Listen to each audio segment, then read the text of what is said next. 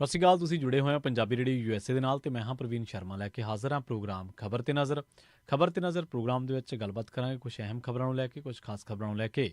ਪਰ ਉਸ ਤੋਂ ਪਹਿਲਾਂ ਧੰਨਵਾਦ ਕਰਦੇ ਚੱਲੀਏ ਸਪਾਂਸਰਸ ਦਾ ਜਿਹੜੇ ਜ਼ਰੀਆ ਬਣਦੇ ਨੇ ਇਹਨਾਂ ਪ੍ਰੋਗਰਾਮਾਂ ਨੂੰ ਤੁਹਾਡੇ ਤੱਕ ਪਹੁੰਚਾਉਣ ਦੇ ਲਈ।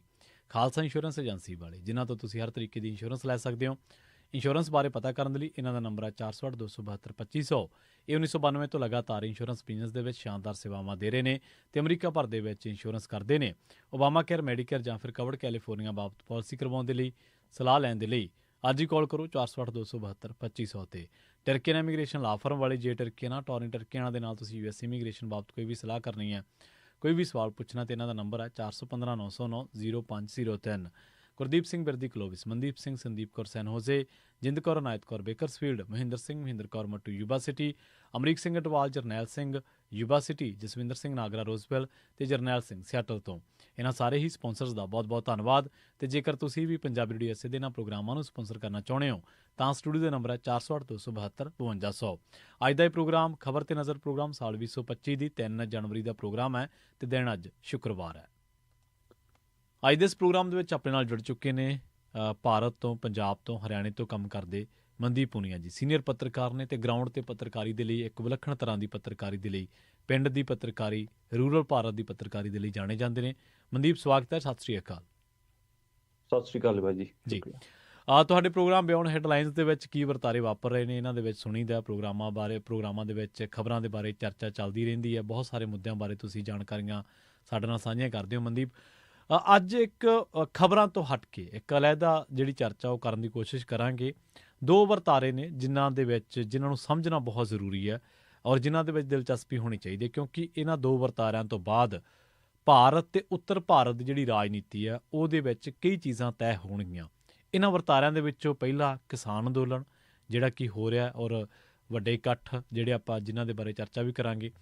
ਉਸ ਤੋਂ ਬਾਅਦ ਦਿੱਲੀ ਦੀ ਸਿਆਸਤ, ਦਿੱਲੀ ਦੇ ਵਿੱਚ ਆਮ ਆਦਮੀ ਪਾਰਟੀ ਤੇ ਭਾਜਪਾ ਟਸਲ ਦੇ ਵਿੱਚ ਦਿਖਾਈ ਦਿੰਦੀਆਂ ਨੇ, ਟੱਕਰ ਦੇ ਵਿੱਚ।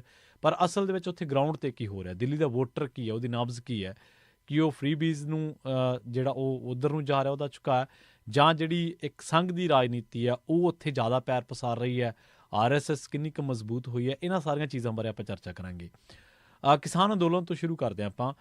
ਮਨਦੀਪ, ਕਿਸਾਨ ਧਿਰਾਂ ਕਹਿ ਰਹੀਆਂ ਨੇ ਕਿ ਅਸੀਂ ਵੱਖੋ ਵੱਖਰੇ ਹਾਂ, ਲੜਾਈ ਸਾਡੀ ਇੱਕ ਆ, ਮੰਚ ਸਾਡੇ ਅੱਡੋ ਅੱਡ ਨੇ, ਪ੍ਰੋਗਰਾਮ ਵੀ ਅੱਡੋ ਅੱਡ ਦਿੱਤੇ ਗਏ।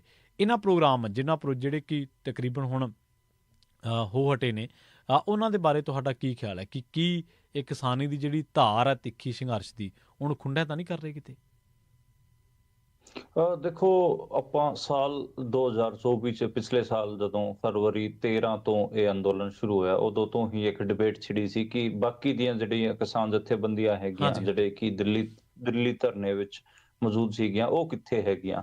ਤੇ SKM political, SKM non political ਬਣਨਾ, ਤੇ ਉਸ ਤੋਂ ਇਲਾਵਾ ਕਿਸਾਨ ਮਜ਼ਦੂਰ ਮੋਰਚਾ ਅੱਡ ਤੋਂ ਬਣਨਾ, ਇਹ ਸਾਰੀਆਂ ਅੱਡ ਜਥੇਬੰਦੀਆਂ ਵਿੱਚ ਪਾੜ ਜਿਹੜੀ ਪਈ।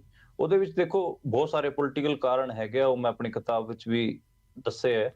ਮੋਟਾ ਜਿਹੜੇ ਦਿੱਲੀ ਅੰਦੋਲਨ ਦੌਰਾਨ, ਜਦੋਂ 2021 ਦਾ ਜਿਹੜਾ ਅੰਦੋਲਨ ਸੀਗਾ, ਉਸ ਦੌਰਾਨ ਜਿਹੜੀ ਜਥੇਬੰਦੀਆਂ ਉੱਥੇ ਚਾਹ ਰਹੀਆਂ ਸੀ ਕਿ ਹੋਰ ਲੜਾਈ ਲੜੀ ਜਾਵੇ, ਵਾਪਸ ਪੰਜਾਬ ਨਾ ਪਰਤਿਆ ਜਾਵੇ, ਕਿਉਂਕਿ ਉਹਨਾਂ ਨੂੰ ਲੱਗਦਾ ਸੀਗਾ ਕਿ ਪੰਜਾਬ ਪਰਤ ਕੇ ਕਰਾਂਗੇ ਕੀ, ਬਾਕੀ ਜਿਹੜੀ MSP ਵਰਗੀ ਡਿਮਾਂਡਾਂ ਸੀਗੀਆਂ ਉਹ ਸਾਡੀਆਂ ਰਹਿੰਦੀਆਂ ਨੇ।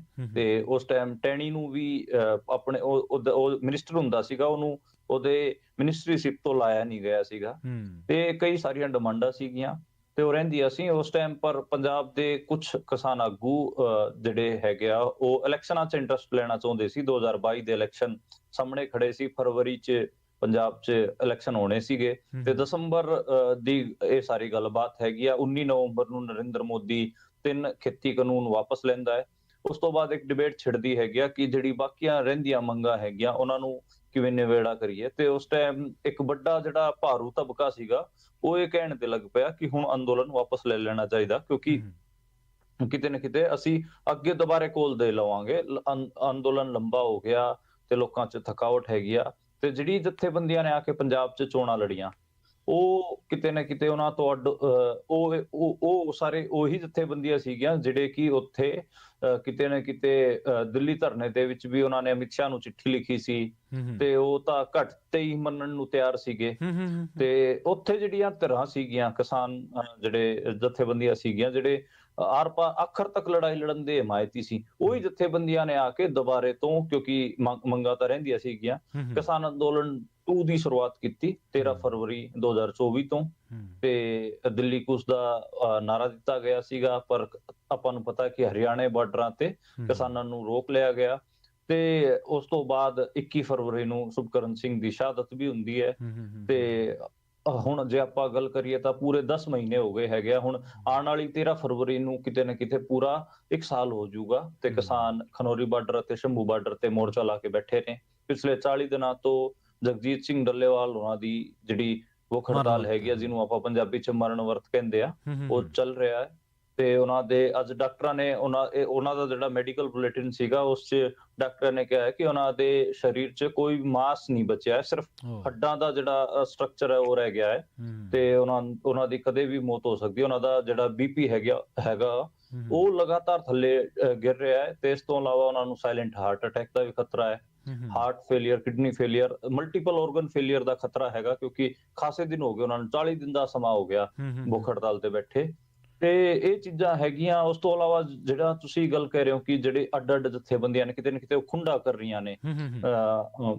ਹੁਣ ਅੱਜ ਦੀ ਇੱਕ ਸਟੇਟਮੈਂਟ ਹੈ ਬੂਟਾ ਸਿੰਘ ਹੋਰਾਂ ਦੀ ਤੇ ਇਹ ਹੋਰ ਜਿਹੜਾ ਬਾਕੀ ਸਕੀਮ ਹੈਗਾ, ਉਹ ਕਹਿ ਰਿਹਾ ਕਿ ਅਸੀਂ ਤਾਂ ਮਰਨ ਵਰਤ ਤੇ ਸਹਿਮਤੀ ਨਹੀਂ ਆ। ਤੁਸੀਂ ਕੋਈ ਐਕਸ਼ਨ ਪਲਾਨ ਤਾਂ ਕਰ ਨਹੀਂ ਰਹੇ। ਜੇ ਕੋਈ ਐਕਸ਼ਨ ਪਲਾਨ ਕਰ ਰਿਹਾ ਤੁਸੀਂ ਉਹਨੂੰ ਕਹਿ ਰਹੇ ਹੋ ਕਿ ਇਹ ਤਾਂ ਇਹਦੇ ਨਾਲ ਜੇ ਅੰਦੋਲਨ ਨਹੀਂ ਜਿੱਤਿਆ ਜਾਂਦਾ, ਔਰ ਕਾਹਦੇ ਨਾਲ ਜਿੱਤਿਆ ਜਾਂਦਾ? ਤੁਸੀਂ ਦੱਸ ਦਿਓ, ਕੁਛ ਤਾਂ ਕਰ ਲਓ। ਮਤਲਬ ਉਹ ਜਿਹੜੇ ਘਰਾਂ 'ਚ ਬੈਠੇ ਹੈਗੇ ਆ, ਹਾਂ, ਕੁਛ ਵੀ ਨਹੀਂ ਕਰ ਰਹੇ, ਉਹ ਕਿਤੇ ਨਾ ਕਿਤੇ ਉਹ ਮੈਨੂੰ ਲੱਗਦਾ ਕਿ ਜਿਹੜਾ ਅੰਦੋਲਨ ਹੈਗਾ ਉਹਨੂੰ ਕਿਤੇ ਨਾ ਕਿਤੇ ਠੇਸ ਤਾਂ ਪਹੁੰਚਾ ਰਹੇ ਨੇ। ਪਰ ਖੈਰ, ਜਿਹੜੇ ਆਪਣੇ ਘਰਾਂ ਤੋਂ ਨਿਕਲੇ ਹੋਏ ਨੇ ਲੜਨ ਵਾਸਤੇ, ਆਪਾਂ ਨੂੰ ਤਾਂ ਉਹਨਾਂ ਦੀ ਗੱਲ ਕਰਨੀ ਚਾਹੀਦੀ। ਮੈਨੂੰ ਲੱਗਦਾ ਕਿ ਜਿਹੜਾ ਖਨੌਰੀ ਬਾਰਡਰ ਤੇ ਕੱਲ ਦਾ ਦਿਨ ਆਪਾਂ ਨੂੰ ਦੇਖਣ ਵਾਲਾ ਹੋਊਗਾ ਕਿਉਂਕਿ 4 ਜਨਵਰੀ ਨੂੰ ਅੱਜ ਸਰਦਾਰ ਜਗਜੀਤ ਸਿੰਘ ਡੱਲੇਵਾਲ ਹੋਰਾਂ ਨੇ ਇੱਕ ਵੀਡੀਓ ਜਾਰੀ ਕੀਤਾ ਸੀਗਾ 1 ਮਿੰਟ ਦਾ। ਹਾਂ, ਉਹਦੇ ਚ ਕਿਹਾ ਉਹਨਾਂ ਨੇ ਕਿ ਕੱਲ ਤੁਸੀਂ ਸਾਰੇ ਜਾਣੇ ਪਹੁੰਚੋ, ਮੈਂ ਆਪ ਜੀ ਹੋਰਾਂ ਨੂੰ ਦੇਖਣਾ ਚਾਹੁੰਦਾ। ਮੈਨੂੰ ਲੱਗਦਾ ਕਿ ਵੱਡਾ ਇਕੱਠ ਹੋਊਗਾ ਤੇ ਕੋਈ ਵੱਡਾ ਫੈਸਲਾ ਆਊਗਾ ਤੇ ਮੇਰੇ ਹਿਸਾਬ ਨਾਲ ਇਹ ਫੈਸਲਾ ਵੀ ਆ ਸਕਦਾ ਕਿ 13 ਫਰਵਰੀ 2025 ਨੂੰ ਜਦੋਂ ਅੰਦੋਲਨ ਦਾ 1 ਸਾਲ ਹੋਊਗਾ, ਉਦੋਂ ਦੁਬਾਰੇ ਤੋਂ ਦਿੱਲੀ ਜਾਣ ਦੀ ਕਾਲ ਆ ਸਕਦੀ ਹੈਗੀ ਆ। ਉਸ ਤੋਂ ਇਲਾਵਾ ਅੱਜ ਇਹ ਮੋਟਾ ਇਹ ਅਪਡੇਟ ਹੈਗਾ ਤੇ ਮੈਨੂੰ ਲੱਗਦਾ ਕਿ ਲੋਕ ਜਿਹੜੇ ਕਿਸਾਨ ਅੰਦੋਲਨ ਨੂੰ ਲਗਾਤਾਰ ਫੋਲੋ ਕਰਦੇ ਨੇ ਉਹ ਇਹ ਕੰਪਲੈਕਸਿਟੀਜ਼ ਨੂੰ, ਇਹਨਾਂ ਉਲਝਣਾਂ ਨੂੰ, ਗੁੰਝਲਾਂ ਨੂੰ ਜਾਣਦੇ ਨੇ ਤੇ ਮੈਨੂੰ ਲੱਗਦਾ ਕਿ ਇਹ ਇੰਨਾ ਸੌਖਾ ਆਪਾਂ ਨੂੰ ਰੱਖਣਾ ਚਾਹੀਦਾ ਕਿ ਜਿਹੜੇ ਬੰਦੇ ਆਪਣੇ ਘਰਾਂ ਤੋਂ ਲੜਨ ਵਾਸਤੇ ਨਿਕਲੇ ਹੋਏ ਹੈ, ਆਪਾਂ ਉਹਨਾਂ ਦੀ ਗੱਲ ਕਰੀਏ ਜਿਹੜੇ ਘਰਾਂ 'ਚ ਬਹਿ ਕੇ, ਰਜ਼ਾਈਆਂ 'ਚ ਬਹਿ ਕੇ ਅੰਦੋਲਨਾਂ ਤੇ ਟਿੱਪਣੀਆਂ ਕਰਦੇ ਨੇ, ਉਹਨਾਂ ਦਾ ਕੋਈ ਮਤਲਬ ਨਹੀਂ ਹੈ, ਉਹਨਾਂ ਦੀ ਗੱਲ ਸੁਣਨ ਦਾ ਕੋਈ ਮਤਲਬ ਨਹੀਂ ਹੈ। ਜੀ ਜੀ। ਅੱਛਾ ਮਨਦੀਪ, ਜਿਵੇਂ ਹੁਣ ਹਰਿਆਣੇ ਦੇ ਵਿੱਚ ਕਿਸਾਨਾਂ ਨੂੰ ਬਹੁਤ ਵੱਡੀ ਹਮਾਇਤ ਮਿਲ ਰਹੀ ਸੀ, ਪਰ ਹਰਿਆਣੇ ਦੇ ਵਿੱਚ ਬੀਜੇਪੀ ਰਿਪੀਟ ਹੁੰਦੀ ਹੈ ਔਰ ਬੜੇ ਕਾਂਗਰਸ ਦੇ ਹੱਥੋਂ ਜਿੱਤ ਜਿਹੜੀ ਹੈ ਚਲੀ ਜਾਂਦੀ ਹੈ, ਬੀਜੇਪੀ ਰਿਪੀਟ ਕਰ ਜਾਂਦੀ ਹੈ। ਇਹਨਾਂ ਚੀਜ਼ਾਂ ਨੇ ਵੀ ਸਰਕਾਰ ਦਾ ਜਿਹੜਾ ਮਨੋਬਲ ਆ, ਖਾਸ ਕਰਕੇ ਕੇਂਦਰ ਵਾਲੀ ਭਾਜਪਾ ਦਾ, ਉਹ ਵੀ ਵਧਾਇਆ ਵੀ ਚਲੋ ਤੁਸੀਂ ਜੋ ਮਰਜ਼ੀ ਕਰੀ ਚੱਲੋ, ਕੋਈ ਪਰਵਾਹ ਨਹੀਂ, ਕਿਸਾਨਾਂ ਦੇ ਨਾਲ ਜੋ ਮਰਜ਼ੀ ਨਜਿੱਠੀ ਚੱਲੋ, ਤੁਹਾਨੂੰ ਟੈਕਟਿਕਸ ਹੋਣੀਆਂ ਚਾਹੀਦੀਆਂ, ਤੁਹਾਡੇ ਕੋਲੇ ਤਰਕੀਬਾਂ ਹੋਣੀਆਂ ਚਾਹੀਦੀਆਂ ਜਿਨ੍ਹਾਂ ਦੇ ਨਾਲ ਤੁਸੀਂ ਚੋਣ ਜਿੱਤ ਸਕੋ। ਦੇਖੋ, ਇਹ ਜਿਹੜੀ ਸੁਸਾਇਟੀ ਹੈ, ਹੁਣ ਆਪਾਂ ਜਦੋਂ ਗੱਲ ਕਰ ਰਹੇ ਹਾਂ ਉਦੋਂ ਮੈਂ ਇਸ ਨਵੇਂ ਸਾਲ ਤੇ ਮੈਂ ਕੁਲਦੀਪ ਕੌਰ ਹੋਰਾਂ ਨਾਲ ਗੱਲ ਕਰ ਰਿਹਾ ਸੀ ਤੇ ਉਹ ਕਹਿ ਰਹੇ ਸੀ ਕਿ ਅਸੀਂ ਪੋਸਟ ਆਈਡੀਓਲੋਜੀ ਟਾਈਮ ਤੇ ਜੀ ਰਹੇ ਹਾਂ। ਪੋਸਟ ਆਈਡੀਓਲੋਜੀ ਟਾਈਮ ਦਾ ਮਤਲਬ ਹੁੰਦਾ ਹੈ ਕਿ ਹੁਣ ਜਿਹੜੀ ਆਈਡੀਓਲੋਜੀਜ਼ ਹੈਗੀਆਂ, ਤੁਹਾਡੇ ਜਿਹੜੇ ਮੋਰਲਟੀਜ਼ ਨਾਲ ਤੁਸੀਂ ਜ਼ਿੰਦਗੀ ਜਿੰਦੇ ਸੀਗੇ, ਉਹਨਾਂ ਦਾ ਕੋਈ ਮਤਲਬ ਨਹੀਂ ਰਹਿ ਗਿਆ। ਹੁਣ ਤਾਂ ਮਤਲਬ ਲੋਕ ਬਹੁਤ ਅਜੀਬ ਕਿਸਮ ਨਾਲ ਸੋਚ ਰਹੇ ਨੇ। ਉਹਨਾਂ ਦੀ ਉਹ ਨੈਰੇਟਿਵ ਦੇ ਬਾਹਾਂ 'ਚ, ਖਾਸ ਕਰ ਆਈਡੈਂਟੀਟੀ ਦੇ ਨੈਰੇਟਿਵ, ਜਿਹਦੇ 'ਚ ਹਰਿਆਣੇ 'ਚ ਜਾਟ ਨੂੰ ਜਾਟ ਕਰਨ 'ਚ ਸਫਲ ਹੋਈ ਹੈ ਬੀਜੇਪੀ। ਕਿਤੇ ਉਹ ਹਿੰਦੂ ਮੁਸਲਮਾਨ ਕਰਦੀ ਹੈਗੀ ਆ, ਕਿਤੇ ਸਿੱਖ ਹਿੰਦੂ ਕਰਦੀ ਹੈਗੀ ਆ ਤੇ ਉਹਦੇ ਅੱਡ-ਅੱਡ ਟੈਕਟਿਸਾਂ ਨੇ ਤੇ ਉਹਨਾਂ ਨਾਲ ਬੀਜੇਪੀ ਆਪਣੀ ਰੋਟੀ ਸੇਕੀ ਜਾਂਦੀ ਹੈ ਤੇ ਮੈਨੂੰ ਲੱਗਦਾ ਕਿ ਉਹੀ ਹਰਿਆਣੇ 'ਚ ਦੇਖਣ ਨੂੰ ਮਿਲਿਆ, ਜਿਹਦੇ 'ਚ ਉਹਨਾਂ ਨੂੰ ਸਾਊਥ ਹਰਿਆਣਾ ਹੋ ਗਿਆ ਤੇ ਜੀਟੀ ਰੋਡ ਬੈਲਟ, ਈਵਨ ਮਤਲਬ ਜੇ ਆਪਾਂ ਦੇਖੀਏ ਤਾਂ ਰੂਰਲ ਹਰਿਆਣੇ 'ਚ ਤਾਂ ਜਿਹੜੀ ਬੀਜੇਪੀ ਹੈਗੀ ਆ ਉਹ ਹਰੀ ਹੈ। ਜਿਹੜੀ ਇਹ ਘੱਗਰ ਨਦੀ ਹੈ ਜਿਹੜੀ ਪੰਜਾਬ ਹਰਿਆਣੇ ਨੂੰ ਅੱਡ ਕਰਦੀ ਹੈਗੀ ਆ, ਹਾਂ, ਤੇ ਘੱਗਰ ਦੇ ਲਾਗੇ ਜਿੰਨੀਆਂ ਵੀ ਸੀਟਾਂ ਹੈਗੀਆਂ ਸਾਰੀ ਸੀਟਾਂ ਤੇ ਜਿਹੜੀ ਬੀਜੇਪੀ ਆ ਰਹੀ ਹੈ, ਕੋਈ ਵੀ ਇੱਕ ਵੀ ਸੀਟ ਘੱਗਰ ਲਾਗੇ ਵਾਲੀ ਬੀਜੇਪੀ ਨੇ ਨਹੀਂ ਜਿੱਤੀ ਹੈ, ਤੇ ਇੱਕ ਵੱਡੀ ਗੱਲ ਹੈ। ਤੇ ਉਹ ਸਾਰੀ ਰੂਰਲ ਸੀਟਾਂ ਨੇ, ਸ਼ਹਿਰੀ ਸੀਟਾਂ ਪਲੱਸ ਸਾਊਥ ਹਰਿਆਣੇ ਦੀਆਂ ਸੀਟਾਂ ਇਹ ਬੀਜੇਪੀ ਨੇ ਜਿੱਤੀਆਂ ਨੇ। ਹਰਿਆਣੇ 'ਚ 90 ਸੀਟਾਂ ਚੋਂ 25 ਸੀਟਾਂ ਤਾਂ ਏਦਾਂ ਦੀਆਂ ਹੋ ਗਈਆਂ ਨੇ ਜਿੱਥੇ ਕਿ ਜਿਹੜੇ ਪ੍ਰਵਾਸੀ ਹੈਗੇ ਆ, ਜਿਹੜੇ ਪੂਰਵਾਂਚਲੀ ਆਪਾਂ ਜਿਨ੍ਹਾਂ ਨੂੰ ਕਹਿੰਦੇ ਆ, ਉੱਤਰ ਪ੍ਰਦੇਸ਼ ਬਿਹਾਰ ਦੀ, ਉਹ ਪਾਪੂਲੇਸ਼ਨ ਵੱਡੀ ਮਾਰ ਕਰਦੀ ਹੈਗੀ ਆ। ਇਸ ਕਰਕੇ ਉਹ ਵੀ ਚੀਜ਼ ਹੈਗੀ ਆ ਕਿ 25 ਸੀਟਾਂ ਤੇ ਤਾਂ ਉਹਨਾਂ ਨੂੰ ਪੂਰਵਾਂਚਲੀਆਂ ਦੀ ਵੋਟਾਂ ਨਾਲ ਹੀ ਉਹ ਕੱਢ ਗਏ। ਬਾਕੀ ਸਾਊਥ ਹਰਿਆਣਾ ਤੇ ਸ਼ਹਿਰਾਂ ਚੋਂ ਇੱਕ ਵੱਡਾ ਹਿੱਸਾ, ਦੇਖੋ ਸ਼ਹਿਰਾਂ 'ਚ ਕਿਤੇ ਨਾ ਕਿਤੇ ਜਿਹੜੀ ਕਮਨਲ ਆਈਡੀਆ ਹੈਗਾ ਉਹ ਜ਼ਿਆਦਾ ਫਲੋਟ ਕਰਦਾ। ਤੁਸੀਂ ਬੀਜੇਪੀ ਦਾ ਵੀ ਜਿਹੜਾ ਪੰਜਾਬ 'ਚ 18% ਵੋਟ ਸ਼ੇਅਰ ਆਇਆ ਲੋਕ ਸਭਾ ਦਾ, ਉਹ ਵੀ ਮੈਂ ਹੀ ਮੰਨਦਾ ਕਿ ਜਿਹੜਾ ਸ਼ਹਿਰਾਂ 'ਚ ਲੋਕ ਹੁੰਦੇ ਹੈਗੇ ਆ ਨਾ, ਉਹ ਕਿਤੇ ਨਾ ਕਿਤੇ ਜ਼ਿਆਦਾ ਕਮਨਲ ਆਈਡੀਆ ਨਾਲ ਹੈਗੇ ਆ। ਮੈਂ 47 ਦੀ ਵੀ ਕਈ ਵਾਰ ਐਗਜ਼ਾਮਪਲ ਦਿੰਦਾ ਕਿ ਜਿਹੜੇ ਸ਼ਹਿਰ ਸੀਗੇ ਆਪਣੇ, ਜਦੋਂ ਵੰਡ ਹੋਈ ਉਦੋਂ ਜਿਹੜੇ ਦੰਗੇ ਜਿੰਨੇ ਵੀ ਮਾਰਕਾਟ ਹੋਈ, ਉਹ ਪਿੰਡਾਂ 'ਚੋਂ ਘੱਟ ਤੇ ਸ਼ਹਿਰਾਂ 'ਚ ਜ਼ਿਆਦਾ ਹੋਈ। ਤੇ ਆਪਾਂ 84 ਦੀ ਵੀ ਗੱਲ ਕਰਦੇ ਹਾਂ, ਤੇ ਨਾਰਥ ਇੰਡੀਆ ਦੇ ਵਿੱਚ ਸਿੱਖਾਂ ਦਾ ਕਤਲੇਆਮ ਜਿਹੜਾ ਹੋਇਆ ਉਹ ਸ਼ਹਿਰਾਂ 'ਚ ਜ਼ਿਆਦਾ ਹੋਇਆ, ਤੇ ਪਿੰਡਾਂ 'ਚੋਂ ਉਹ ਉਸ ਹਿਸਾਬ ਨਾਲ ਚੀਜ਼ਾਂ ਨਹੀਂ ਸੀਗੀਆਂ। ਤੇ ਇਹ ਜਿਹੜਾ ਆਪਾਂ ਅੱਗੇ ਦਿੱਲੀ ਚੋਣ ਦੀ ਗੱਲ ਕਰਾਂਗੇ, ਉਦੋਂ ਵੀ ਇਹ ਗੱਲ ਆਊਗੀ ਕਿ ਜਿਹੜੀ RSS ਦੀ ਪੋਲਿਟਿਕਸ ਹੈ ਜਾਂ ਫਿਰ ਜਿਹੜੀ ਹਿੰਦੂ ਮੁਸਲਮਾਨਾਂ ਵਾਲੀ ਪੋਲਿਟਿਕਸ ਹੈ, ਉਹ ਕਿਵੇਂ ਦਿੱਲੀ ਚੋਣ ਨੂੰ ਵੀ ਅਫੈਕਟ ਕਰੂਗੀ। ਤੇ ਚੀਜ਼ਾਂ ਹੈਗੀਆਂ। ਮੈਨੂੰ ਲੱਗਦਾ ਕਿ ਜਿਹੜੀ ਇੰਡੀਆ ਦਾ ਜਿਹੜਾ ਕਮਨਲ ਆਈਡੀਆ ਹੈਗਾ ਇੰਡੀਆ ਦੇ ਵਿੱਚ, ਉਹ ਕਿਤੇ ਨਾ ਕਿਤੇ ਜ਼ਿਆਦਾ ਫਲੋਰਿਸ਼ ਕਰ ਰਿਹਾ। ਉਹਦੇ 'ਚ ਜਿਹੜੇ ਘੱਟ ਗਿਣਤੀ ਦੇ ਲੋਕ ਹੈਗੇ ਆ, ਉਹਨਾਂ ਨੂੰ ਦੁਸ਼ਮਣ ਦਿਖਾ ਕੇ ਵੱਧ ਗਿਣਤੀ ਦੀ ਵੋਟਾਂ ਲੈਣ ਦਾ ਬਹੁਤ ਆਸਾਨ ਤਰੀਕਾ ਲੱਭਿਆ ਹੋਇਆ। ਤੇ ਹਰਿਆਣਾ ਦੇ ਸ਼ਹਿਰਾਂ 'ਚ ਕਿਤੇ ਨਾ ਕਿਤੇ ਜਿਹੜਾ ਕਮਨਲ ਆਈਡੀਆ ਹੈਗਾ, ਜਿਹੜਾ ਹਿੰਦੂਤਵਾ ਦੀ ਪੋਲਿਟਿਕਸ ਹੈਗੀ, RSS ਹੈਗੀ, ਉਹਨੇ ਪਿਛਲੇ 15-20 ਸਾਲਾਂ 'ਚ ਠੀਕ ਠਾਕ ਕੰਮ ਕਰਕੇ ਉੱਥੋਂ ਵੋਟਾਂ ਕੱਢੀਆਂ ਨੇ। ਤੇ ਸ਼ਹਿਰ ਪਲੱਸ ਸਾਊਥ ਹਰਿਆਣਾ ਪਲੱਸ ਪ੍ਰਵਾਸੀ ਮਜ਼ਦੂਰ, ਇੱਕ ਡੈਡਲੀ ਕੰਬੀਨੇਸ਼ਨ ਬਣਿਆ ਇਸ ਵਾਰ। ਤੇ ਇਸ ਵਾਰ ਜੱਟਾਂ ਦੀਆਂ ਵੋਟਾਂ ਵੀ ਵੰਡੀਆਂ ਗਈਆਂ, ਦਲਿਤਾਂ ਦੀ ਵੋਟਾਂ ਵੰਡੀਆਂ ਗਈਆਂ, ਮੁਸਲਮਾਨਾਂ ਦੀਆਂ ਵੀ ਵੋਟਾਂ ਵੰਡੀਆਂ ਗਈਆਂ। ਮੈਨੂੰ ਲੱਗਦਾ ਕਿ ਜਿਹੜਾ ਉਹ ਇੱਕ ਜੇਤੂ ਕੰਬੀਨੇਸ਼ਨ ਸੀਗਾ, ਦਲਿਤ ਪਲੱਸ ਜਾਟ ਪਲੱਸ ਮੁਸਲਮਾਨ ਪਲੱਸ ਸਿੱਖ, ਉਹ ਨਹੀਂ ਕਿਤੇ ਕ੍ਰੀਏਟ ਹੋ ਸਕਿਆ। ਬਿਲਕੁਲ। ਹਾਂ ਮਨਦੀਪ, ਹਾਂਜੀ ਮਨਦੀਪ, ਦੇਖੋ ਇਹ ਤਾਂ ਹੈ ਪੋਲਰਾਈਜੇਸ਼ਨ ਦੇ ਮਾਮਲੇ ਦੇ ਵਿੱਚ ਜਿਹੜਾ ਬੀਜੇਪੀ ਦਾ ਸੋਸ਼ਲ ਮੈਥਮੈਟਿਕਸ ਹੈ, ਇਹਦਾ ਕੋਈ ਤੋੜ ਨਹੀਂ ਹੈ। ਇਹਨੂੰ ਮਤਲਬ ਇਹਨੂੰ ਪਤਾ ਸਾਰਾ ਕੁਛ ਕਿ ਕਿੱਥੇ ਕਿਹੜੀਆਂ ਚੀਜ਼ਾਂ ਨੇ, ਕਿਹੜੇ ਸਮੀਕਰਨ ਫਿੱਟ ਬੈਠਦੇ ਨੇ, ਇਹਨਾਂ ਨੂੰ ਕਰਨਾ ਆਉਂਦਾ। ਪੰਜਾਬ ਸਰਕਾਰ ਦੀ ਜੇ ਗੱਲ ਕਰੀਏ, ਉਸ ਤੋਂ ਬਾਅਦ ਆਪਾਂ ਦਿੱਲੀ ਦੇ ਵਿੱਚ ਚੱਲਾਂਗੇ, ਆਪਾਂ ਗੱਲਬਾਤ ਕਰਾਂਗੇ ਦਿੱਲੀ ਇਲੈਕਸ਼ਨ ਦੇ ਬਾਰੇ। ਪੰਜਾਬ ਸਰਕਾਰ ਨੂੰ ਤੁਸੀਂ ਕਿੱਥੇ ਮਹਿਸੂਸ ਕਰਦੇ ਆ? ਕਿਉਂਕਿ ਲਗਾਤਾਰ CM ਸਾਹਿਬ ਦੀਆਂ ਸੁਰਾਂ ਵੀ ਬਦਲੀਆਂ ਨੇ, ਫੋਨ ਤੇ ਗੱਲਬਾਤ ਵੀ ਕਰ ਰਹੇ ਨੇ, ਲੋਕਾਂ ਦੇ ਵਿੱਚ ਮੈਸੇਜ ਵੀ ਇਹ ਦੇ ਰਹੇ ਨੇ ਕਿ ਕੇਂਦਰ ਨਹੀਂ ਜੀ ਗੱਲ ਕਰ ਰਿਹਾ, ਅਸੀਂ ਤਾਂ ਤਿਆਰ ਆ। ਮਤਲਬ ਪੰਜਾਬ ਸਰਕਾਰ ਦੇ ਜੇ ਰੋਲ ਨੂੰ ਦੇਖਣਾ ਹੋਵੇ, ਔਰ ਖਾਸ ਕਰਕੇ ਜਿਹੜੇ ਆਉਣ ਵਾਲੇ ਦਿਨ ਆ ਉਹਨਾਂ ਦੇ, ਜੇ ਉਹਨਾਂ ਨੂੰ ਦੇਖਣਾ ਹੋਵੇ ਤਾਂ ਉਹਨੂੰ ਕਿਵੇਂ ਬਿਆਨੀਏ ਆਪਾਂ? ਦੇਖੋ, ਪੰਜਾਬ ਸਰਕਾਰ ਨਾ ਇੱਕ ਅਜੀਬ ਕਿਸਮ ਦੇ ਦਰਾਏ 'ਚ ਆ ਕੇ ਖੜੀ ਹੋ ਗਈ ਹੈ। ਤੁਸੀਂ ਪੰਜਾਬ ਸਰਕਾਰ ਦੇ ਜਿਹੜੇ ਮੁੱਖ ਮੰਤਰੀ ਸਾਹਿਬ ਹੈਗੇ ਆ, 2023 'ਚ ਉਹਨਾਂ ਦੀ ਜਿਹੜੀ ਗਤੀਵਿਧੀਆਂ ਦੇਖੋਗੇ ਤਾਂ ਤੁਹਾਨੂੰ ਲੱਗੂਗਾ ਕਿ ਕਿਤੇ ਨਾ ਕਿਤੇ ਉਹ ਸੈਂਟਰ ਨਾਲ ਕਦਮ ਤਾਲ ਕਰਨ ਦੀ ਕੋਸ਼ਿਸ਼ ਕਰ ਰਹੇ ਨੇ।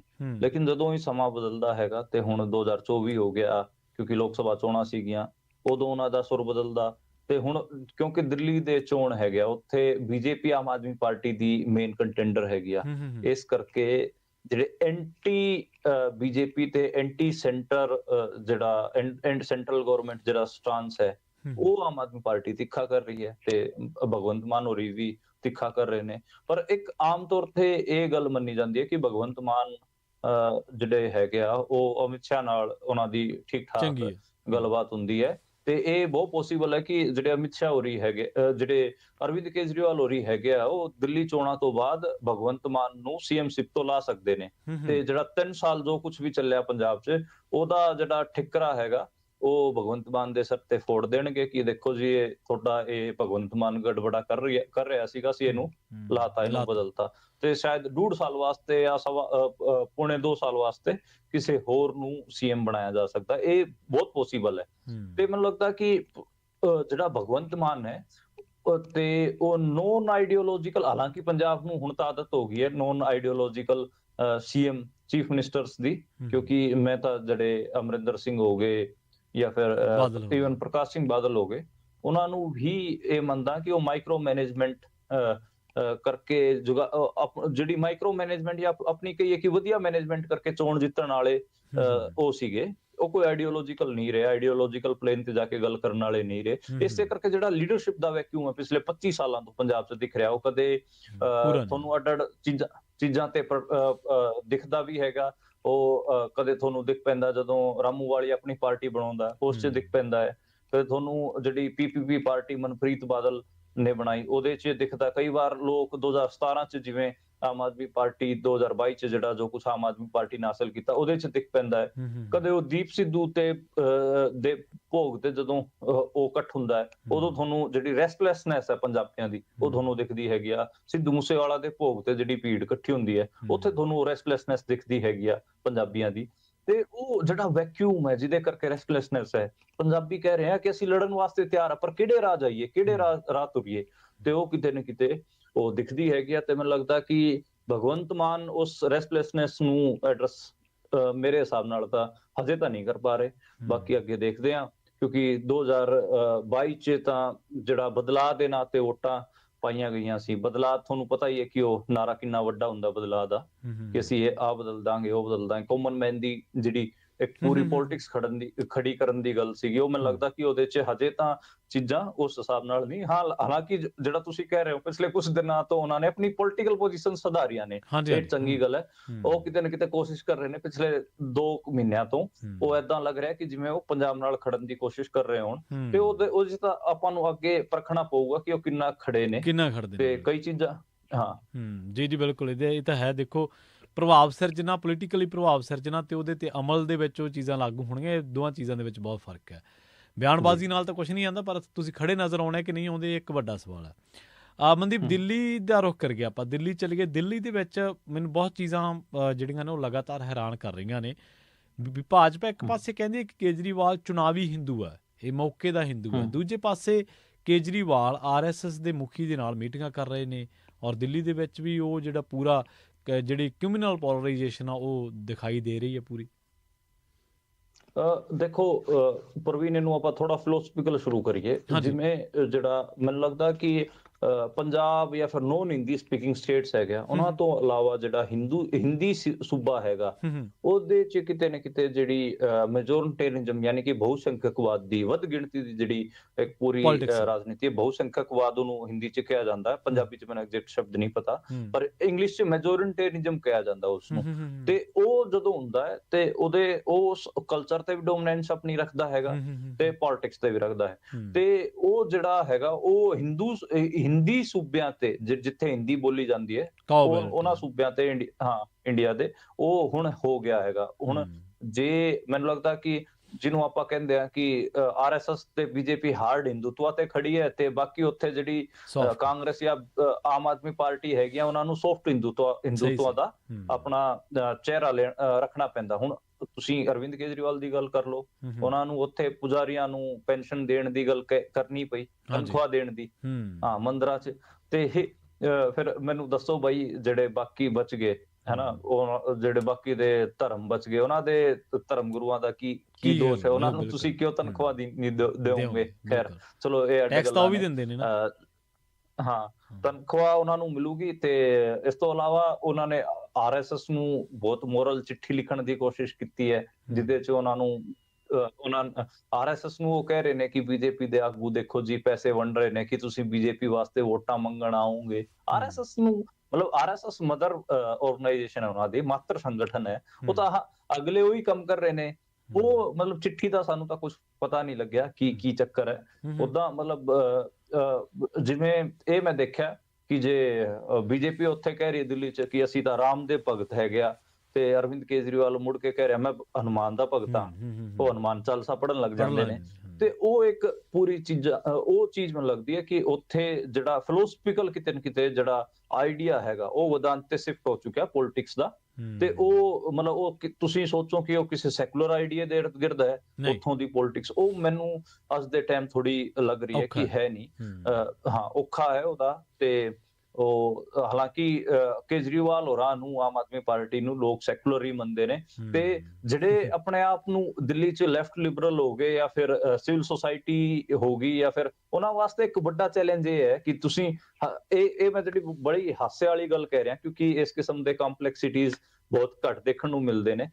ਦੇਖੋ ਇੱਕ ਪੂਰਾ ਸੈਕਸ਼ਨ ਸੀਗਾ ਜਿਹਨੇ ਇਹ ਪ੍ਰਚਾਰਿਆ ਕਿ ਦੇਖੋ ਜੋ ਅਰਵਿੰਦ ਕੇਜਰੀਵਾਲ ਹੋਰੀ ਹੈਗੇ, ਆਮ ਆਦਮੀ ਪਾਰਟੀ ਹੈਗੀ ਆ, ਉਹ ਬੀ ਟੀਮ ਹੈ ਹੂੰ ਹੂੰ ਬੀਜੇਪੀ ਦੀ, ਆਰਐਸਐਸ ਦੀ, ਹੂੰ ਹੂੰ ਜਿਹਨੇ ਹਮੇਸ਼ਾ ਤੋਂ ਪ੍ਰਚਾਰਿਆ। ਹੂੰ ਹੂੰ ਲੇਕਿਨ ਅੱਜ ਜਦੋਂ ਬੀਜੇਪੀ ਜਿੱਤਦੀ ਦਿਖ ਰਹੀ ਹੈ ਦਿੱਲੀ ਦਾ ਚੋਣ, ਜੀ ਉੱਥੇ ਉਹਨਾਂ ਬੰਦਿਆਂ ਨੂੰ ਜਿਹੜੇ ਆਪਣੇ ਆਪ ਨੂੰ ਸੈਕੂਲਰ ਕਹਿੰਦੇ ਨੇ, ਜਾਂ ਫਿਰ ਲੈਫਟ ਲਿਬਰਲ, ਜਾਂ ਫਿਰ ਕਹੀਏ ਕਿ ਆਪਾਂ ਸਿਵਲ ਸੁਸਾਇਟੀ ਦੇ ਬੰਦੇ, ਹੂੰ ਹੂੰ ਉਹ ਵਿਚਾਰੇ ਅੱਜ ਉਹਨਾਂ ਨੂੰ ਅਰਵਿੰਦ ਕੇਜਰੀਵਾਲ ਨੂੰ, ਆਮ ਆਦਮੀ ਪਾਰਟੀ ਨੂੰ ਡਿਫੈਂਡ ਕਰਨਾ ਪੈ ਰਿਹਾ ਹੈ ਉਹਨਾਂ ਦੀ ਕਿ ਨਹੀਂ ਪੋਜੀਸ਼ਨ ਨਹੀਂ ਜੀ ਉਹ ਤਾਂ ਬੜੀ ਹਾਂ ਬਦਲਣੀ ਪੈ ਰਹੀ ਹੈ। ਹੁਣ ਤੁਸੀਂ ਲਾਓ ਸਾਹਿਬ, ਯੋਗਿੰਦਰ ਯਾਦਵ ਵਰਗੇ ਵੀ ਅੱਜ ਕੱਲ ਅਰਵਿੰਦ ਕੇਜਰੀਵਾਲ ਦਾ ਬਚਾਅ ਕਰ ਰਹੇ ਨੇ, ਠੀਕ ਆ, ਆਮ ਆਦਮੀ ਪਾਰਟੀ ਦਾ ਬਚਾਅ ਕਰ ਰਹੇ ਨੇ। ਇਸ ਹਿਸਾਬ ਨਾਲ ਤੁਸੀਂ ਲਾਓ, ਜਿਹੜਾ ਉਹ ਪੱਤਰਕਾਰ ਆਸ਼ੂਤੋਸ਼ ਹੈਗਾ, ਸੱਤਿਆ ਹਿੰਦੀ ਅੱਜ ਕੱਲ ਉਹਦੇ ਉਹ ਐਡੀਟਰ ਨੇ, ਉਹ ਕਦੇ ਆਮ ਆਦਮੀ ਪਾਰਟੀ ਚ ਹੁੰਦੇ ਸੀਗੇ, ਬਾਅਦ ਚੋਂ ਛੱਡ ਗਏ ਸੀਗੇ ਅਰਵਿੰਦ ਕੇਜਰੀਵਾਲ ਨੂੰ ਗਾਲਾਂ ਕੱਢ ਕੇ, ਉਹ ਵੀ ਆਮ ਆਦਮੀ ਪਾਰਟੀ ਨੂੰ ਡਿਫੈਂਡ ਕਰਨ ਤੇ ਲੱਗੇ ਹੋਏ। ਉਹਨਾਂ ਨੂੰ ਲੱਗ ਰਿਹਾ ਕਿ ਬੀਜੇਪੀ ਚੜ ਕੇ ਆ ਰਹੀ ਹੈ, ਦਿੱਲੀ ਇੱਕ ਏਦਾਂ ਦਾ ਸਪੇਸ ਹੈਗਾ, ਨੈਸ਼ਨਲ ਕੈਪੀਟਲ ਹੈਗੀ ਆ, ਜਿੱਥੇ ਅਸੀਂ ਸਾਡੇ ਵਰਗੇ ਲੋਕ ਮਾੜੇ ਮੋਟਾ ਜੋ ਕੁਝ ਕੰਮ ਕਰਦੇ ਨੇ ਉਹ ਬੈਠੇ ਨੇ, ਤੇ ਜੇ ਇੱਥੇ ਵੀ ਬੀਜੇਪੀ ਆ ਗਈ ਤੇ ਸਾਡਾ ਕੋਈ ਕੁਝ ਬਚਣਾ ਨਹੀਂ, ਜਿਹੜਾ ਸਪੇਸ ਮਾੜਾ ਮੋਟਾ ਉੱਥੇ ਬਚਿਆ ਹੋਇਆ ਉਹ ਜਾਊਗਾ। ਤੇ ਇਸ ਕਰਕੇ ਇਹ ਗਜ਼ਬ ਦੀ ਕੰਪਲੈਕਸਿਟੀ ਹੈ। ਜਿਹੜੇ ਬੰਦਿਆਂ ਨੇ 10 ਸਾਲ ਲਗਾਤਾਰ ਇਹ ਗੱਲ ਕਹੀ ਹੋਵੇ ਕਿ ਅਰਵਿੰਦ ਕੇਜਰੀਵਾਲ ਤੇ ਆਮ ਆਦਮੀ ਪਾਰਟੀ ਆਰਐਸਐਸ ਦੀ ਬੀ ਟੀਮ ਹੈਗੀ ਆ, ਅੱਜ ਉਹਨਾਂ ਨੂੰ ਅਰਵਿੰਦ ਕੇਜਰੀਵਾਲ ਤੇ ਆਮ ਆਦਮੀ ਪਾਰਟੀ ਨੂੰ ਡਿਫੈਂਡ ਕਰਨਾ ਪੈ ਰਿਹਾ, ਤੇ ਗਜ਼ਬ ਦੀ ਸਥਿਤੀ ਹੈ। ਤੁਸੀਂ ਲਾਓ, ਮੈਂ ਤਾਂ ਕਿਉਂਕਿ ਮੈਂ ਦਿੱਲੀ ਕੰਮ ਕਰਦੇ ਰਿਹਾ, ਦਿੱਲੀ ਮੇਰਾ ਜਾਣਾ ਹੁੰਦਾ ਹੈ, ਤੇ ਮੈਨੂੰ ਵੀ ਲੱਗ ਰਿਹਾ ਕਿ ਸਾਨੂੰ ਵੀ ਜਦੋਂ ਰਿਪੋਰਟਿੰਗ ਕਰਨੀ ਪਊਗੀ, ਚੀਜ਼ਾਂ ਕਰਨੀਆਂ ਪੈਣਗੀਆਂ, ਤੇ ਸਾਨੂੰ ਵੀ ਇਸ ਚੀਜ਼ ਦਾ ਖਿਆਲ ਰੱਖਣਾ ਮਤਲਬ ਬਹੁਤ ਸਾਡੇ ਅੱਗੇ ਵੀ ਬਹੁਤ ਉਹ ਪ੍ਰੈਸ਼ਰ ਹੋਊਗਾ। ਨਹੀਂ, ਇਹ ਤਾਂ ਜਿਵੇਂ ਤੁਸੀਂ ਕੁਝ ਪੱਤਰਕਾਰਾਂ ਦਾ ਜ਼ਿਕਰ ਕੀਤਾ, ਮੈਂ ਕੁਝ ਹੋਰ ਭਾਰਤ ਦੇ ਪੱਤਰਕਾਰ ਜਿਹੜੇ ਕਿ ਬਹੁਤ ਵੱਡੇ ਪੱਤਰਕਾਰ ਨੇ, ਰਵੀਸ਼ ਕੁਮਾਰ, ਉਹਨਾਂ ਨੂੰ ਵੀ ਮੈਂ, ਜਦੋਂ ਇਹ ਦਿੱਲੀ ਘੁਟਾਲੇ ਦੀ ਗੱਲ ਚੱਲ ਰਹੀ ਸੀ, ਸ਼ਰਾਬ ਘੁਟਾਲੇ ਦੇ ਵਿੱਚ ਕੇਜਰੀਵਾਲ ਦੀ ਗ੍ਰਿਫਤਾਰੀ ਹੁੰਦੀ ਹੈ, ਉਦੋਂ ਮੈਂ ਦੇਖਦਾ ਕਿ ਉਹ ਵੀ ਕੇਜਰੀਵਾਲ ਨੂੰ ਵਿਕਟਮ ਬਣਾ ਕੇ ਪੇਸ਼ ਕਰ ਰਹੇ ਨੇ।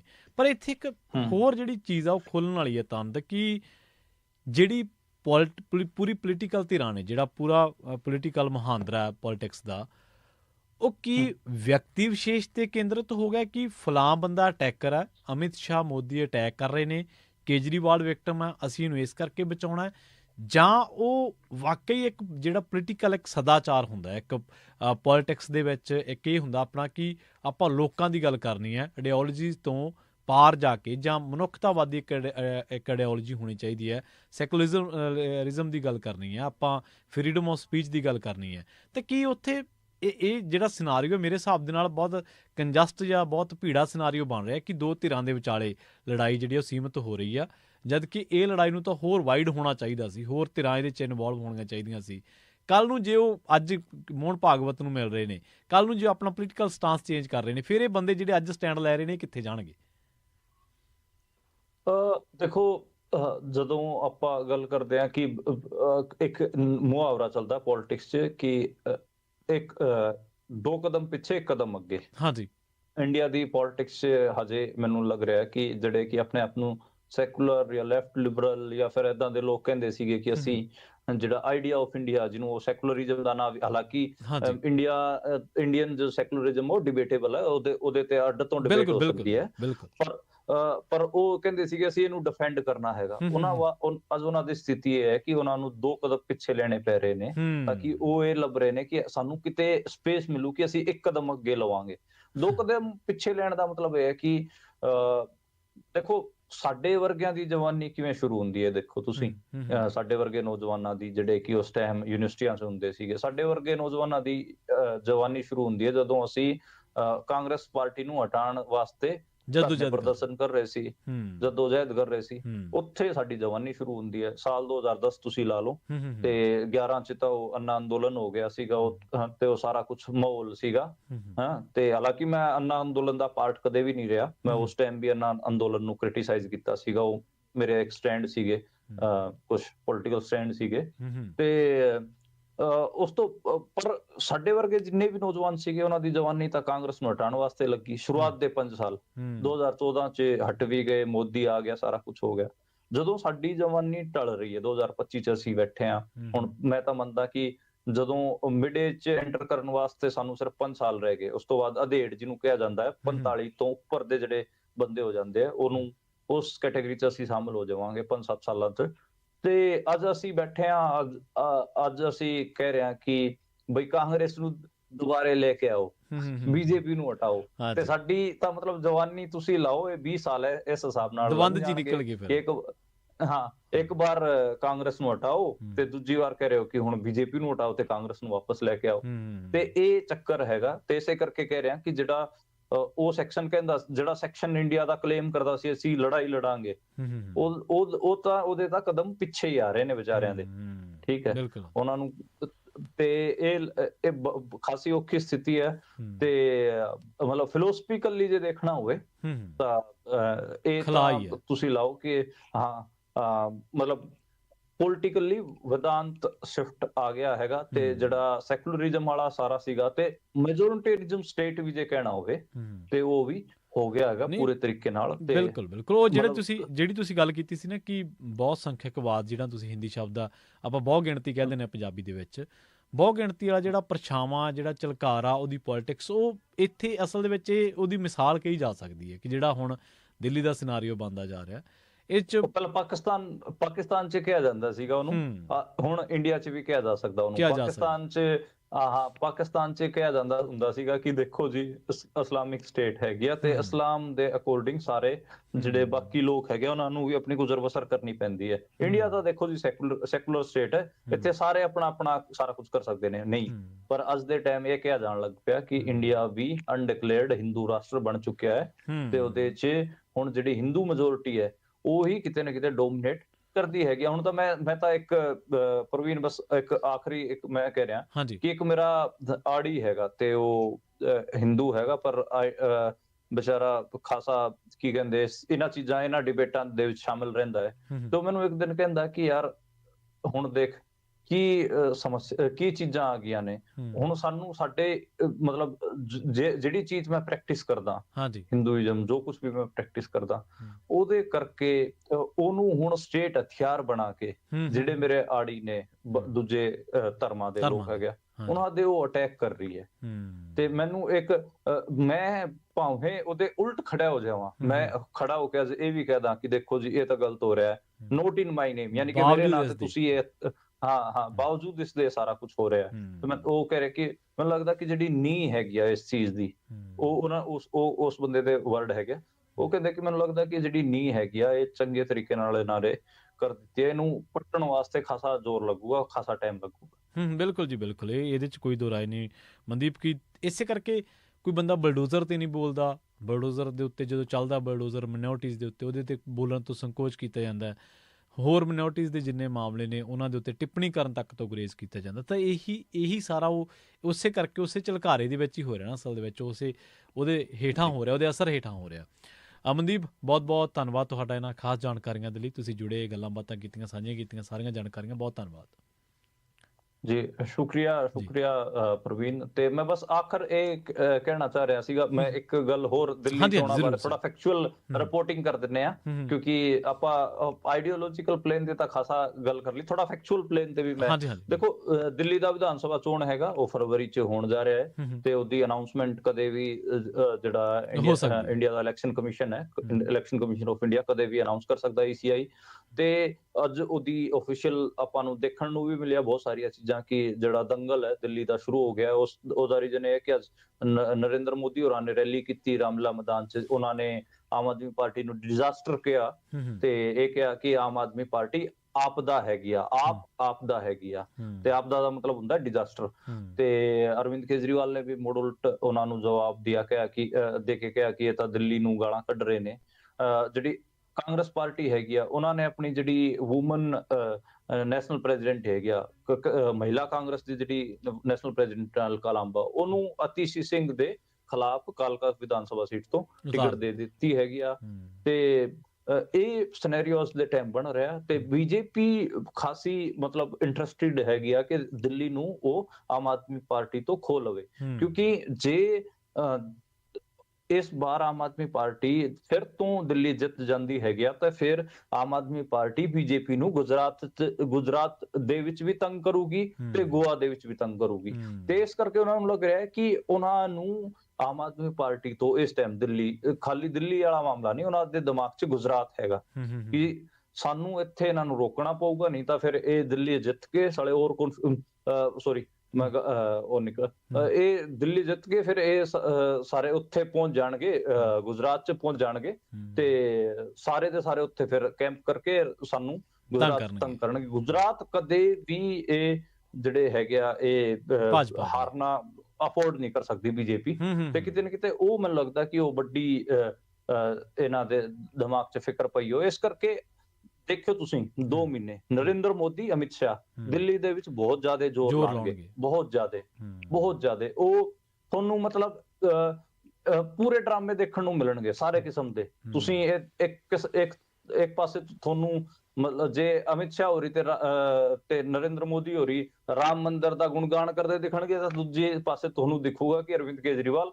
ਹਨੂਮਾਨ ਚਾਲੀਸਾ ਲੈ ਕੇ ਬਹਿ ਜਾਊਗਾ। ਤੁਹਾਨੂੰ ਮਤਲਬ ਪ੍ਰੋਪਰ ਜਿਹੜਾ ਇੰਡੀਅਨ ਸਟਾਈਲ ਪੋਲਿਟਿਕਸ ਦਾ ਜਿਹੜਾ ਪੂਰਾ ਇੱਕ ਡਰਾਮੈਟਿਕ ਹੁਣ ਜਿਹੜਾ ਚੀਜ਼ਾਂ ਹੋ ਗਈਆਂ ਨੇ, ਉਹ ਸਾਰਾ ਦੇਖਣ ਨੂੰ ਮਿਲੂਗਾ, ਸਾਰਾ ਡਰਾਮਾ ਦੇਖਣ ਨੂੰ ਮਿਲੂਗਾ। ਤੇ ਮੈਂ ਕੋਸ਼ਿਸ਼ ਕਰਾਂਗਾ ਕਿ ਉਹ ਡਰਾਮਾ ਵੀ ਤੁਹਾਡੇ ਤੱਕ ਪਹੁੰਚਾ ਸਕਿਆ। ਮੈਂ ਦਿੱਲੀ ਅਗਲੇ ਕੁਝ 1.5 ਮਹੀਨਾ ਮੈਂ ਦਿੱਲੀ ਕੈਂਪ ਕਰਨਾ ਹੈ, ਤੇ ਮੈਂ ਦਿੱਲੀ ਤੋਂ ਰਿਪੋਰਟਾਂ ਤੁਹਾਨੂੰ ਆਪ ਜੀ ਤੱਕ ਪਹੁੰਚਾਉਂਦਾ ਰਹਾਂਗਾ, ਤੇ ਤੁਸੀਂ ਵੀ ਆਪਾਂ ਇਸ ਹਿਸਾਬ ਨਾਲ ਇਸੇ ਤਰੀਕੇ ਨਾਲ ਗੱਲ ਵੀ ਕਰਦੇ ਰਹਾਂਗੇ। ਹਾਂਜੀ, ਬਿਲਕੁਲ ਗੱਲਾਂ ਬਾਤਾਂ ਹੁੰਦੀਆਂ ਰਹਿਣਗੀਆਂ। ਬਿਲਕੁਲ ਮਨਦੀਪ, ਆਪਾਂ ਕੋਸ਼ਿਸ਼ ਕਰਾਂਗੇ ਕਿ ਆਪਾਂ ਇਸ ਤਰ੍ਹਾਂ ਦਿੱਲੀ ਇਲੈਕਸ਼ਨ ਬਾਬਤ ਤੇ ਦੂਜੀਆਂ ਜਿਹੜੀਆਂ ਇੰਡੀਆ ਗੱਠਜੋੜ ਆ ਹੋਰ ਉਹਨਾਂ ਦਾ ਪੋਲੀਟੀਕਲੀ ਉਹ ਕਿੱਥੇ ਸਟੈਂਡ ਕਰਦੀਆਂ ਨੇ, ਕਿੰਨੀਆਂ ਸੀਟਾਂ, ਇਹਨਾਂ ਸਾਰੇ ਚੀਜ਼ਾਂ ਦੇ ਉੱਤੇ ਆਪਾਂ ਆਉਣ ਵਾਲੇ ਟਾਈਮ ਦੇ ਵਿੱਚ ਮੁਲਾਂਕਣ ਕਰਦੇ ਰਹਾਂਗੇ। ਬਹੁਤ ਬਹੁਤ ਧੰਨਵਾਦ ਅੱਜ ਦੀਆਂ ਜਾਣਕਾਰੀਆਂ ਦੇ ਲਈ। ਜੀ ਸ਼ੁਕਰੀਆ, thank you Mandeep, thank you. ਇਹ ਸਨ ਆਪਣੇ ਨਾਲ ਮਨਦੀਪ ਪੂਨੀਆ, ਜਿਹੜੇ ਲਗਾਤਾਰ ਪਿਛਲੇ ਕਈ ਸਾਲਾਂ ਤੋਂ, ਦਹਾਕੇ ਤੋਂ ਪੇਂਡੂ ਭਾਰਤ ਦੀ ਪੋਲੀਟਿਕਸ ਨੂੰ ਦੇਖ ਰਹੇ ਨੇ, ਵਾਚ ਕਰ ਰਹੇ ਨੇ, ਲਗਾਤਾਰ ਬਹੁਤ ਸਾਰੇ ਸੰਘਰਸ਼ਾਂ ਨੂੰ ਨੇੜੇ ਤੋਂ ਵਾਚ ਕੀਤਾ। ਔਰ ਆਪਾਂ ਇਹਨਾਂ ਦੇ ਨਾਲ ਗੱਲਬਾਤ ਕੀਤੀ ਸੀ ਜਦੋਂ ਆਮ ਚੋਣਾਂ ਹੋਈਆਂ ਸਨ। ਪੂਰੇ ਭਾਰਤ ਦੇ ਵਿੱਚ ਇਹਨਾਂ ਨੇ ਵਿਜ਼ਿਟ ਕਰਕੇ, ਪੂਰੇ ਭਾਰਤ ਦਾ ਦੌਰਾ ਕਰਕੇ ਦੱਸਿਆ ਸੀਗਾ ਕਿ 240 ਤੋਂ 260 ਦੇ ਵਿਚਕਾਰ ਬੀਜੇਪੀ ਸਿਮਟ ਸਕਦੀ ਹੈ, ਤੇ ਨਤੀਜਾ ਆਪਣੇ ਸਾਰਿਆਂ ਦੇ ਸਾਹਮਣੇ ਆ। ਤੇ ਆਪਾਂ ਇਸ ਤਰ੍ਹਾਂ ਭਵਿੱਖ ਦੇ ਵਿੱਚ ਵੀ ਮਨਦੀਪ ਪੂਨੀਆ ਜੀ ਦੇ ਨਾਲ ਗੱਲਬਾਤ ਕਰਦੇ ਰਹਾਂਗੇ। ਮਨਦੀਪ, ਇੱਕ ਵਾਰ ਫਿਰ ਤੋਂ ਬਹੁਤ ਬਹੁਤ ਧੰਨਵਾਦ ਤੁਹਾਡਾ ਜੁੜਨ ਦੇ ਲਈ। ਸਤਿ ਸ਼੍ਰੀ ਅਕਾਲ। ਸਤਿ ਸ਼੍ਰੀ ਅਕਾਲ, ਧੰਨਵਾਦ।